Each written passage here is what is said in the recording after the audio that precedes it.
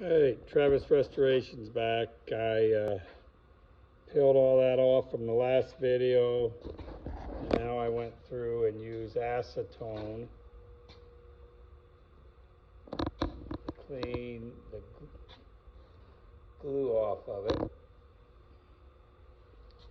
Still need to take this resin off. It's still sticky along here. So I'm going to do that.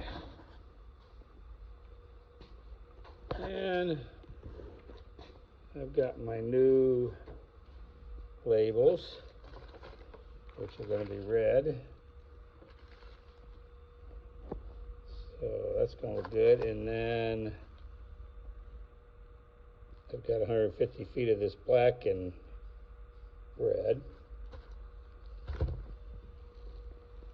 And of course I got my numbers.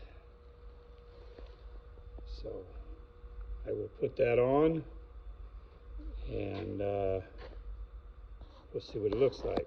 Thanks for watching.